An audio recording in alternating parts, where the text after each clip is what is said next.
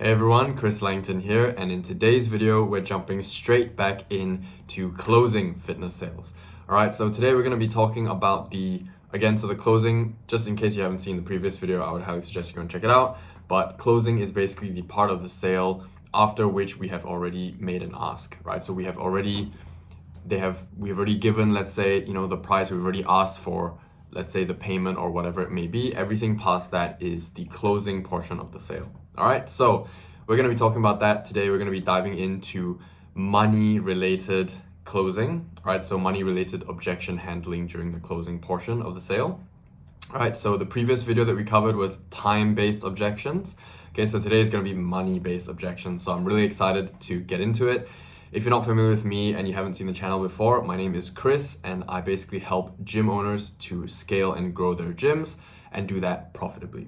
All right, and a big part of that is going to be closing sales, right? And actually, and the mindset around that as well, because, excuse me, part of what I wanted to speak to today was this sort of idea that, people and entrepreneurs, whatever, we don't really like sales, we don't really like selling, our thing, right?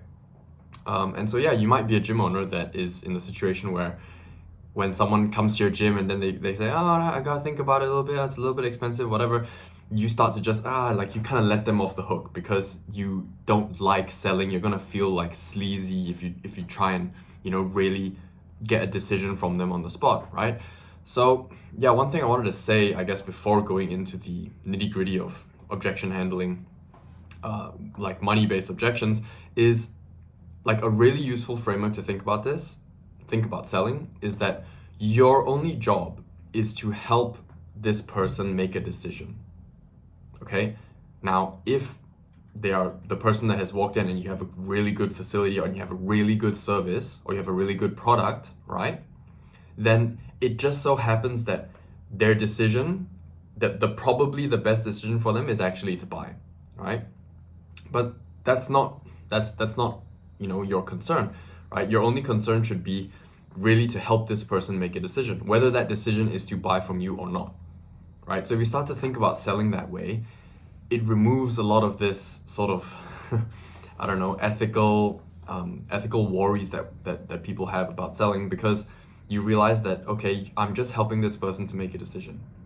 Because most times, most people are just terrified of making decisions.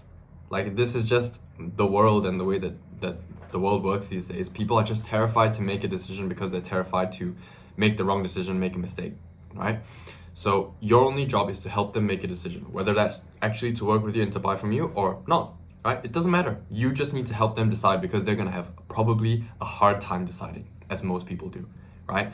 And if this is someone that has walked into your gym and is actually a good fit for your services, right, then you should be doing everything you can, right, to help them make a decision. And the best decision for them is probably to buy from you, right, because they're a good fit for your services, right? So think about it that way. Don't be attached to the close in the sense that you need to get the money from them, you need money from them, but like, be attached to the close in the sense of closing, helping them close a decision, help them make a decision, right? And as long as you've done that, I think you can feel, and I do, you can feel like you've served this person today, even if they haven't bought from you, right? You help them make a decision, and they might have not made a decision in their life like that for years, right? Or for months, okay? So we're gonna jump straight into our money-based objections. So today we're gonna cover 2 different ways you can handle these objections, and then in the next part of the series, we will cover another 2. Okay, so again, money-based objections are all things like, oh, it's a little bit too expensive, or I just can't afford it right now, I need to put some money together, it just seems like a lot of money from you, whatever, right? Any kind of money-based objection. So one way that you can do this is you can just steer in the direction of what the prospect is saying, right? So one great quote from Alex Hormozy is, we vote with our dollars about the things we care about, right? So when someone says, okay, I can't really afford it, or it's a bit too expensive, you can say, hey, is this a lot of money for you? So is this a lot of money for you? It sounds like it's a lot of money, right? And they'll say, yeah, it's a lot of money for me. And you can say, well, that's great, that's amazing, right? Because the people that I'm actually more concerned about, right, are the people that say it's not a lot of money for them. Because then I don't think that they're gonna care that much about it, right? But because this is a lot of money for you, like, you're actually gonna care more, right? the best clients that I've worked with are the ones that have said that it's a lot of money for them, right? Because then they're actually going to put in a lot of effort, right? If this is a lot of money for you, doesn't that mean that you're going to try hard to make it work? Are you going to try hard to get the results? And they'll be like, yeah, okay. And then, right, well, then, you're the last person that I'm going to be worried about. And you're the last person that should be worried about not getting results, if that's the case, right? Because this is going to mean a ton to you, right? Because the fact that it's a lot of money, this whole process and our whole, training program is going to mean a lot to you, right? So you should be the last person that's worried about, not getting results from this program. Boom, right? And you can say, hey, before we even talk, about price, right? Before we even get there, right? Would you even believe me if I told you that everything that this program that I have for you is going to do, if it was 1/10 of the price, would you even believe me that it's going to do all the things that I've already said it's going to do if it was 1/10 of the price? Is that even believable to you? And they'd be like, well, no, right? Instead of the program being $600, if it was $60, right? Just say the number, right? If it was $60, right? Would you even believe that it was going to do everything that I already said it was going to do? And they'd be like, well, no. I'd be like, right. So you knew that you're going to have to do this either way, right? You knew that it was going to cost something either way, right? So yeah, so that's one way that you can handle it, which is basically just steering in the direction of it being a lot of money and that being a good thing, right? So why it being a lot of money is good. You can just steer in that direction, and that's a great way to handle it. Because again, if it's a lot of money, right, then their commitment is going to be higher. So that's great. That's actually a good thing. So the next way that you can handle these sort of money-based objections is, instead of steering in the direction of why it's a lot, you can go in the complete opposite direction, right? And talk about why it's actually not a lot if you take a certain perspective, right? So one way you can do this is you can say, okay, well, look, fundamentally, if this program got you down to your high school weight, right, would it be worth it, right? With the 600 or whatever it is, would it be worth it? And they'd say, well, yeah, it would be worth it. Okay, cool. So, right, so the issue isn't really whether it's expensive or not, right? The real issue is that you just don't believe that it can actually happen for you, right?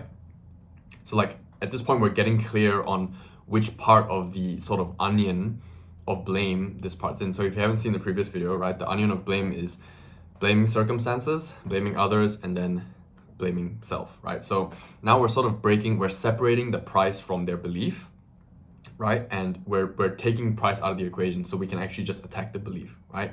So we're removing it from the objection, right? We're realizing that, okay, if they say, it's just that I don't believe that it can happen for me, right?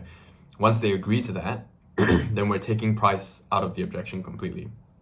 And we can just handle their belief, which is the real objection, right? Which is more about the self in the middle of the onion, right? So great. Okay, so I guess what I'm curious about is, I guess at what point would it be more unreasonable for you not to believe than to believe, right? So at this point, it helps to, obviously have a stack of, if you have a wall of testimonials, this would be great, to gesture to the wall, or if you have a stack of testimonials, whatever, just gesture and be like, at what point would it be, more unreasonable for you not to believe than to believe, right? How many results would you have to see, right? Or what would you need to hear from me? Something like that is just a good prompt, and you can just sort of handle that belief of why for some reason they don't believe that it can happen for them, right? And it might be because they've had a bad past experience before with a PT or whatever it may be. Then you have to handle that objection, right? So what we're doing here is we're removing price from the objection entirely, because it's actually about their belief. It's not really about the money, right? If it did X for them, if X program did Y outcome for them, it would be worth it. They've already said that, right? So it's just that they don't believe that Y outcome can happen. That's why they're worried about spending, X dollars. So you can see that in both of these cases, we're removing the price objection completely. Because in the first case, we're saying, hey, it's a lot of money for you. That's good. That's actually a good thing, right? Because we vote with our dollars about the things that we care about, right? So if this is a lot, that's actually good for you, and you should be the last person that's worried about not getting results, since this really actually matters to you and you're going to put in the effort, right? So that's on one hand. And then on the other hand, we can also say why it's actually not a lot, and we completely remove price from the equation and from the real objection, which is actually their belief that they don't think that it can happen for them. They don't think that they can get the results, right? And so in both of those cases, we're removing price from the actual objection, right? So yeah, so that's 2 ways that we can do that, and in the next video we're going to get into another 2 ways. So that's what we've covered for today, and I hope it's been useful.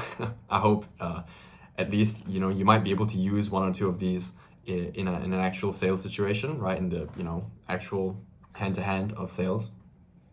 And yeah, just remember that fundamentally it goes back to that sort of onion of blame, right? It goes back to finding out what the real objection is. Because most of the time when people object on price, it's not that's not actually the problem for them, because they've probably bought expensive things or they've bought things of similar value in the past, right? It just comes down to their belief about whether what they're buying has value that is greater than the price. Right, this goes back to the price to value discrepancy, right? If the value that they think they're going to get is way higher than the price, they'll have no problem buying, right? So the problem is they're having a difficult time gauging that value, right? And they think that maybe it's less valuable than it really is, because they have this limiting belief that they don't think it can happen for them. But if they knew that they were going to get to their high school weight, for example, that's super valuable to them. That's super valuable to a lot of people. All right, so in that case, they would buy. Of course, they'd be like, yeah, of course it'll be worth it, right? So it all comes back down to that at the end of the day. So I hope this video has been useful. It was quite a quick one, but yeah, we'll cover the other 2 price objections in the next video. I hope this was useful, and if it was, maybe leave a like, leave a comment about anything that you'd like, anything that you'd like to see, and subscribe if you're so inclined to do so. And if you're interested about how I sort of help to train my clients, gym owners, how I train them with their sales and everything, you can check out the first link in the description.